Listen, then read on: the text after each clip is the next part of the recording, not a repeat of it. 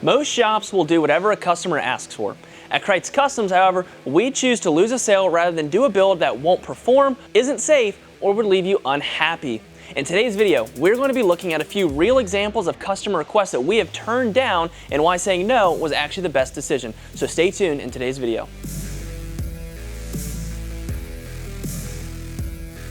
The first real example of where we say no is when a customer comes in asking for 35s on a leveling kit. This is more geared towards your guys with your 1500s or your F-150s. We see it all the time. They come in, they say, hey, I just want to throw a leveling kit and 35s on my tire. And when they say 35s, they always have the magical 35 by 1250 R and then whatever size wheel they have. And while that number sounds good and they may have pulled out a tape measure and saw that they have a couple more inches in their wheel well, the reality is there's a lot of other components in the wheel well that we know about that we want to steer them away from. People don't always take into account their upper control arms, the crash bars, where parts of their fender molding and bumper are located, and they just see the overall diameter. You got to think, when you're turning your wheel or driving, there's a lot of different types of articulations that happen in your wheel well, which is why there's a gap needed. If you are driving a pickup truck and you're looking at the guy with the Jeep who's running 35s on a stock Mojave, it's not going to be the same as you pulling up in your Tacoma or your new body F-150 with extended crash bars. So one of the reasons we say no with that is that it's not going to be the ideal fit. It's better to opt for something like a 33-inch tire with a leveling kit, or running a different wheel altogether with still a 33 less than a 35, or just send it. Go with a bigger lift kit to run your 35s. So the first example where we say no is 35s on just your basic leveling kit. All right, the second area where we see customers coming in with requests all the time is, can you stack a lift on another lift? What I mean by that is not your guy running a stock strut and wanting to put a strut spacer on top for a leveling kit purpose, or something with a high-tech suspension that requires a strut spacer. We're talking about the guy who has a leveling kit and he likes the Carolina squat look, or he wants to go ahead and just add a little bit more height, but he doesn't want to spend the money on the next kit. So he goes, hey, can you just stack a leveling kit on top of my leveling kit and I'll throw a bigger rear block or a body kit in the rear? The answer to that is absolutely not.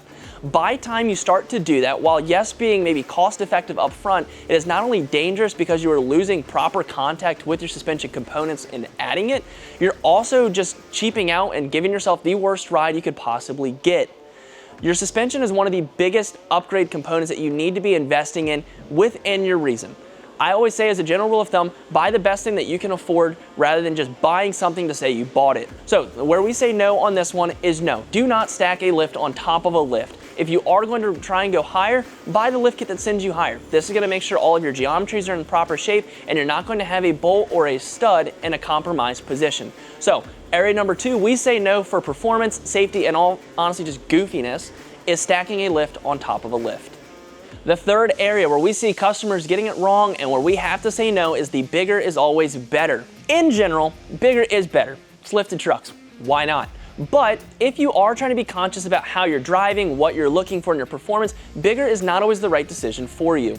We see this happen a lot when guys come in with their heavy duty trucks and they think, I want to have it bigger, I want to be like a show truck. They're scrolling on Instagram, they see all the crazy colored powder coated suspension parts and they think, I need that.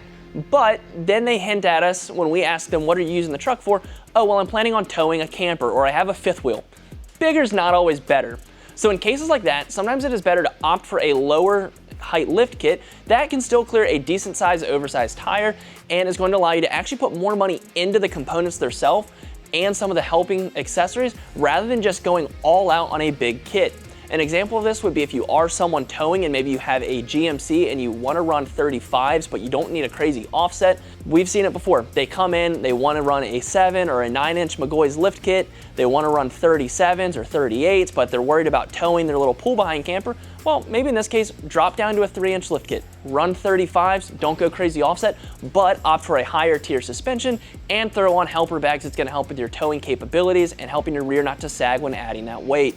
So area number three where we see people get it wrong is trying to go bigger rather than better, and where we say is go better rather than bigger. The next area where we see people get it wrong all the time, or we have to say no, is the question, can't you just throw wheel spacers on it? We see this a lot happening with guys who buy the wrong wheels on Marketplace, or they buy the wrong offset altogether. Kid you not, literally just got off the phone with a guy before filming this video where the wheels did not fit. We had an issue where the wheel and tire was going to be touching suspension components, and the request was just throw a wheel spacer on it. While that may seem like a quick and easy fix, we highly recommend staying away from wheel spacers unless running maybe a 1/4 inch wheel spacer just for the sake of keeping a factory wheel on a lift kit. The reason why you want to stay away from wheel spacers is because even when you go with something with an extended stud, which if you are going wheel spacers, something with a studded option to make sure you get good threads from your lug nuts is best, you want to stay away from them because you're actually creating separation between your wheel and the hub of the vehicle. By doing this, you're not only shifting the weight further out, but you're putting strain on the studs that's not only unnecessary, but you're now having 2 contact points that your wheel has to try and mount with. It is honestly best, and this is our recommendation here at Krietz Auto, is to run something with a different offset. If you are unfamiliar with the term offset, basically it just means how the wheel is going to be pushed out on it. Think like a number line. If you go positive, moving inward, that means that your wheel is actually getting sucked into the wheel well more and more. This brings it closer to suspension components and is what you find on your stock vehicles. If you go negative or less positive as you work down that number line, you start to push the wheel further and further out. So negative 76, that sticks out. Positive 20, that pulls in. So can we just throw wheel spacers on it? We could, but we could also have your wheel stud break. So area where we say no again for performance and safety reason is going to be no. We do not recommend running wheel spacers. So by this point, you may be thinking we're just another shop that says no because we don't want to do work for you or we just don't care and we're trying to fit a certain mold. While there's an element of truth to that, the reality is that we say no to certain jobs not only just for safety reasons, but also for your long-term happiness. I kid you not, just had a customer come in the other day. He said he's built multiple 2500s over his time of doing lifts. He's had maybe 5 or 6 within the past decade. And he said, I kid you not, you guys asked me the right questions. We put on the right parts. We didn't cheap out. I bought the best that I could afford. And this is the best driving 2500 I have ever sat in. Not only is he going to be driving well, but he's going to be driving happy. And that's what's most important. Not only do you want to just be concerned about the looks of your vehicle and saving money, which saving money is a legit thing to concern about, you also want to make sure that your vehicle is riding well and performing well.